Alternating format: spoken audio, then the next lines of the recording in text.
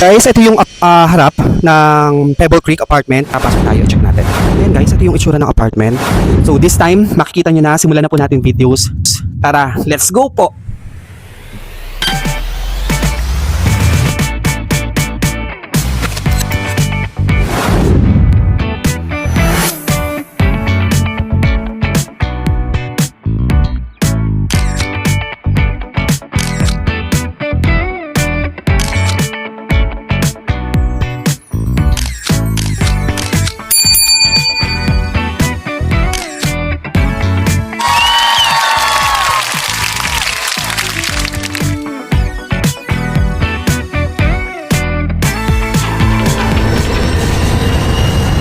So ayun na nga, hello, what's up guys? Hi, good morning po sa inyo and magandang araw po para sa nasa Pilipinas. So another day, another video and syempre another vlog na naman po. But this time po about dun sa apartment po namin, kung ano po yung itsura, kung ano meron sa lugar, kung nasaan po kami. So sana po sa lahat ng mga nanonood hanggang sa huli, samahan niyo po ako, itutur ko po kayo. Dami na po kasing videos but hindi ko pa po napapakita kung ano ba yung itsura ng place po namin. So this time, makikita nyo na, simulan na po natin videos. Tara, let's go po! Hi, andito ako ngayon sa Pebble Creek. Ito yung entrance ng apartment compound. So, highway to. Pag dinereksyon nyo dun, madaming choices sa labas. May mga gasoline station, may mga resto, Name It, Food Panda, Panera, merong bookstore, merong grocery, ando dun yung Kroger. Sa mall naman, Tanglewood, ando dun ang JCPenney, Macy's, Name It, ando dun lahat yun. Tapos may mga convenience store din, mga mini store na pwede nyo bilan 24/7. So, ito yun guys, let's start. Ayun, andito ako sa pinakaharapan. As you can see, madaming buildings. So, ano siya, per building, per cluster, siguro nasa 200 apartments yun nandito sa loob. So, mag-e-enjoy kayo, ang daming amenities. Tara, simulan ulit natin. Ito yung court, pwede kayo maglaro. Tennis court to, hindi ko alam kung ano yung nandun sa dalawa. Merong mas maliit. Ayan, pang soccer ata. Then, kasunod niyan, ito yung yung admin building. So dito kayo pwedeng mag-inquire about kung meron kayong problema or kung meron kayong inquiries, pwede yung paayos dito. So ayan, andito din yung model apartment. Information center, ayan yung cellphone number if you want to to reserve a friend, andito yan. So Pebble Creek welcome center, admin building. May parking naman dito, spacious. Then ayan yung itsura niya. So punta tayo sa etong side naman, sa kabilang side. This is the pool area. Half-size siya na Olympic size na pool. So naka-close lang siya ngayon since winter kasi hindi accessible. But nagbubukas daw siya tuwing summer. Ang pinaka mababaw dito is 3 feet. Tapos dun sa dulo, 9 feet yun. May pangbata naman dito, safe din. Tapos ayan, yung itsura niya, may little creek, may ilog, maganda.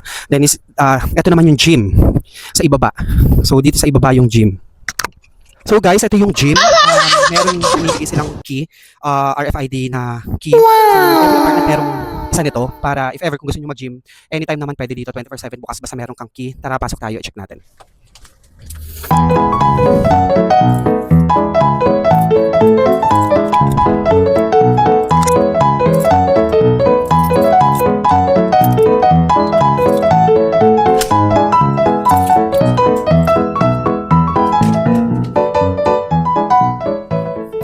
Ito guys yung gym. It's not bad para sa mga nakatira dito. So hindi naman siya napupuno, hindi naman siya laging may tao. So yung mga amenities dito, yung mga equipments, okay na para sa mga nag-start saka para sa gustong mag-gym, magpapawis kahit papano. Ito yung itsura niya.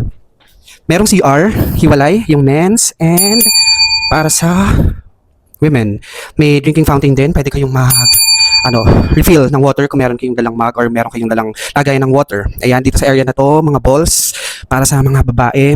Then ayan yung mga equipments. May mirror, may ayan. So may mga barbell din. Yan, pwede kayong magpapawis dito. So ayun, sinuwerte tayo guys kasi walang tao dito sa gym. Walang gumagamit. May susi naman ako. Accessible siya basta meron kang dala nito. So ito yung gym niya. Not bad. Pwede na para sa gusto magpapawis. Merong mga barbell, may mga balls, may equipments. Meron dito. Pwede kayong tumakbo. May incline din dyan. So during winter, don't worry kasi yung temperature naman dito naka-regulate. Mainit dito sa loob. Kaya Ito, yung itsura.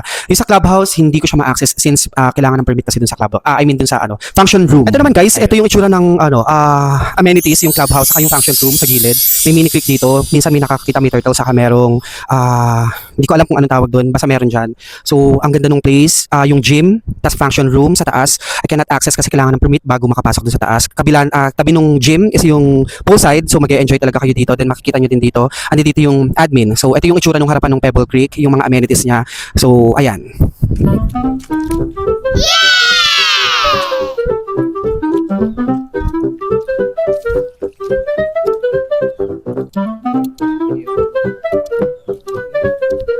Side, ito yung poolside guys. Ayan. Ada na ito yung admin building. Yan, itsura niya. So, ito naman yung place ng admin. Pwede kayong pumasok dito. Office hour nga lang siya bukas. Pwede nyo i-inquire kung may problema kayo sa apartment. Pwede kayong pumunta. Pwede din kayong mag-email. Meron din sila mga cellphone number. So, ito yung itsura niya. Ayan.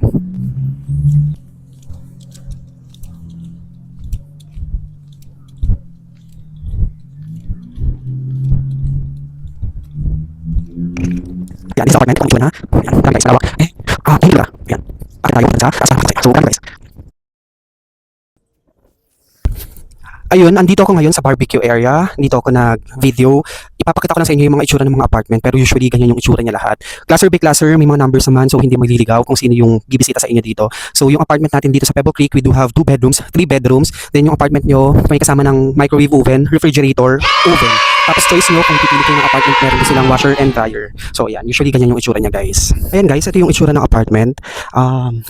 May nakahiwalay, meron namang apartment na magkakasunod. Pero usually, ito yung itsura talaga niya. So may azotea, may 1 bedroom to, then may kitchen. Then sa ilalim naman yan, pag wala kayong washer and dryer, meron tayong laundry shop per cluster. Kaya don't worry sa mga titira dito, super accessible yung laundry. Hindi na kailangan. Hello, so ngayon, ito naman, itong part na to, ito yung view ng apartment namin ni Vin. So, 3rd floor kami, andun kami sa taas. Makikita, no? Ayan.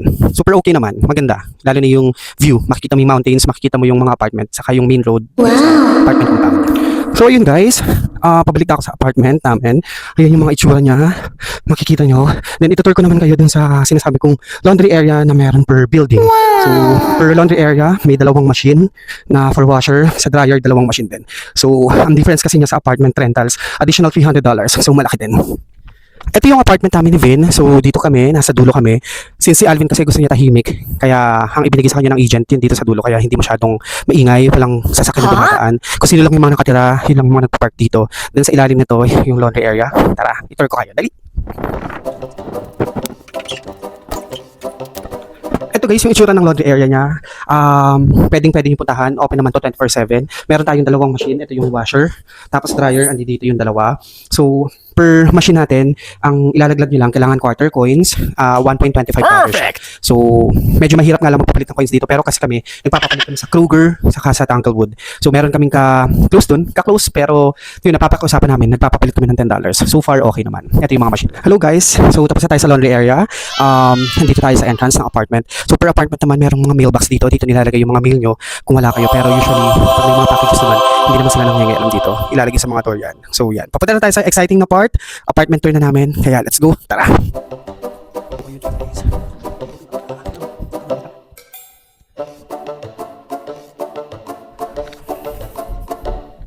So, hello. Ayun.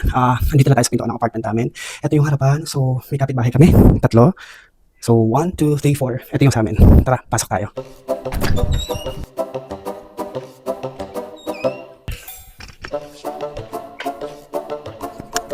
Ito na guys. Ito yung pinaka-excited na part. Ito yung apartment namin. Wait lang, buksan ko lang yung mga ilaw.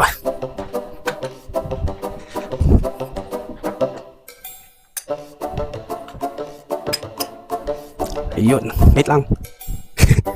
Wait lang guys para makita nyo saka ma-appreciate nyo. Ayan.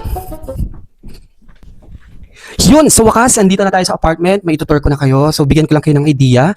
Ito yung apartment namin ni Vin. 1 bedroom lang to. Meron kasi silang rules dito, guys, na sa isang bedroom, 2 heartbeat lang yung allowed. So, pag lumagpas kayo dun, so, ibig sabihin, kung 2 heartbeat, 2 tao yun. Kung may kasama kayong anak, kailangan nang kumuha ng another bedroom. So, meron naman dito mga 2 bedrooms, saka 3 bedrooms. Since kaming 2 lang ni Vin, 1 bedroom lang to. Ito yung itsura niya.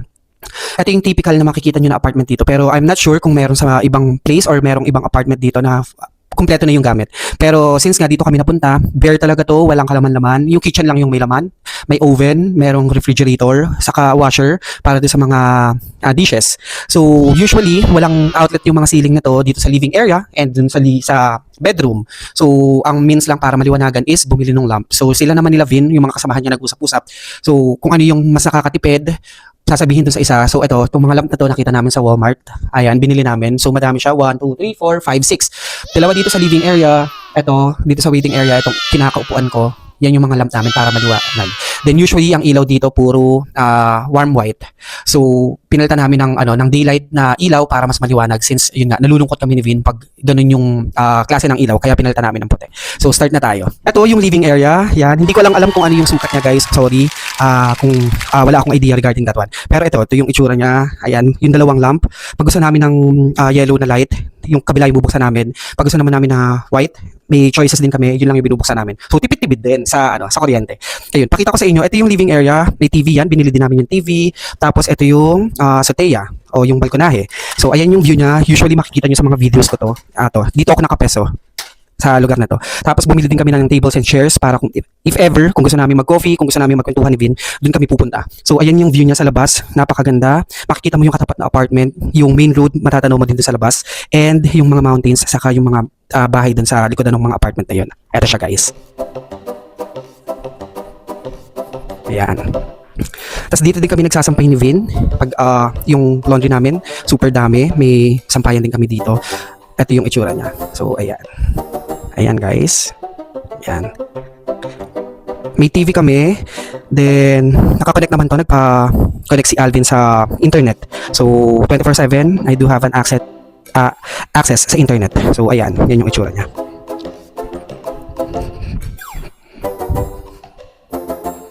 Ito yung dining area namin. So pinili ni Alvin, mataas yung lamesa. As you can see, yan, hindi siya yung regular size ng dining table. Pinili namin kasi maganda, tas pure kahoy. Isang place lang yung pinagbilan namin ito nung mga patungan ng TV, sofa, dining table. Yan, isang place lang yun para tipid din. Kasi pag papadeliver, may fee din sila na $200.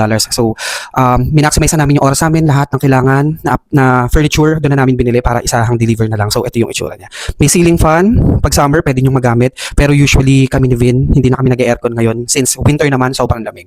Ayan yung itsura.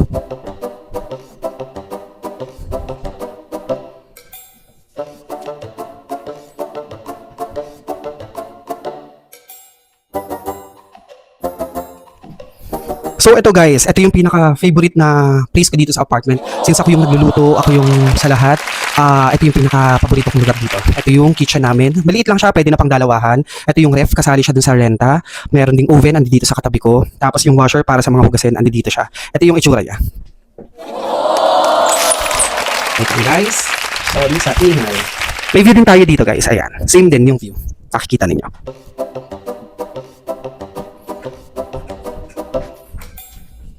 Ayan.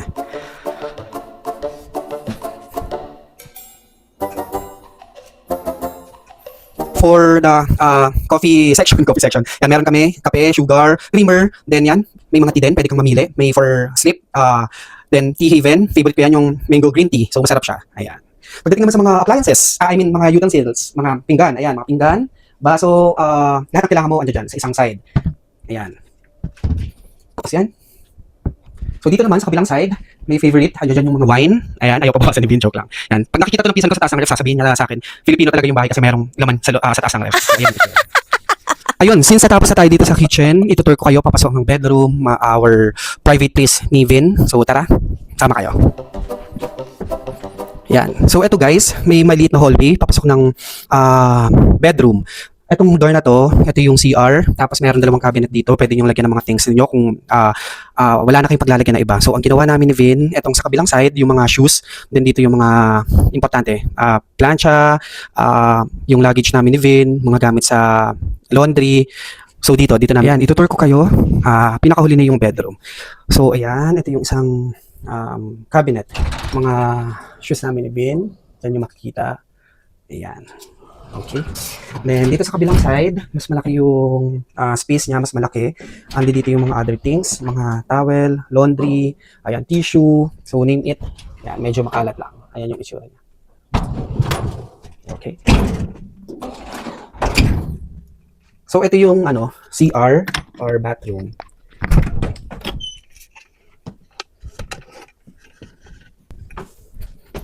Okay, ito yung bathroom naman. Since magpapasko, maarte ako, pasensya na. Ayan, medyo maliit lang, good for two lang talaga. So, yung team ng CR namin, nilagyan ko din itong mga to. Yan, kumpleto naman, walang problema. May bathtub, then may shower, cold and hot. Meron namang heater din. So, ito yung ito. Okay. Yun, tapos na tayo sa bathroom. And let's go sa kwarto na. Tara. Pasok tayo. Okay, ito yung private place namin ni Vin. Ito yung bedroom. So, ang pinili namin na kama is yung queen size lang since kami dalawa lang naman ni Vin.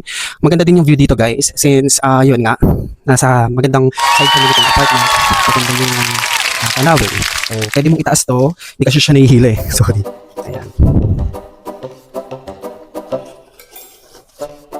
Ayan, natagalan ako. Sorry guys. Sorry. Ayan yung itsura niya. Ito yung bedroom namin. So, iba yung binila ni Vin itong kama. Meron ding side table, tigkabila. Sa side ko, saka sa side ni Vin, may lampshade. Then may accent din naman dyan, may candle para pampabango. Tapos with regards naman dito sa malapit sa window. Ito yung malapit sa window. Alam kasi ni Vin na addict ako sa panonood ng TV. So kaya bumili din kami ng another TV para dito. Para if ever kung matutulog kami, dito ako tatambay. May ano din dito, sofa bed. Pag may bisita, pwede din magamit yan. Dito ako nag-i-stay madalas, nanonood ng TV, kausap ko yung mga friends ko, mga family ko. Lalo na pag naiiwan ako ni Vin, nagkukulong ako dito sa kwarto, ako lang yung mag-isa. So, ayan. Ayan. Ayan guys. It's so... Ayan, ito yung itsura ng kwarto namin ni Vin. Dito, ito yung closet namin. Dito nakalagay yung damit. Dito sa kabilang side na to, sa akin to. Tapos sa kabilang side na to, Kevin naman. Medyo magulo lang guys. Ayan. Ayan. Ito yung itsura niya. Ayan. Tara! Ayun. Yun lang guys. So, na-tour ko na kayo. Ayun na yung itsura na tinitira namin para updated naman kayo. Kaya, yun.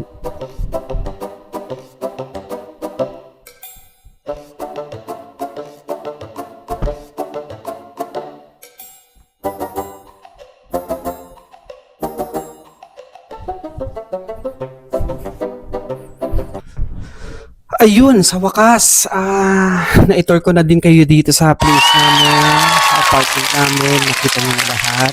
So, ito yung itsura niya. Sana nagustuhan nyo yung design ko sa yung itsura ng bahay. Ayun, maraming salamat and thank you sa mga nagfa-follow sa akin. Maraming salamat. Shout out to Chanel. Hi, bye, bye.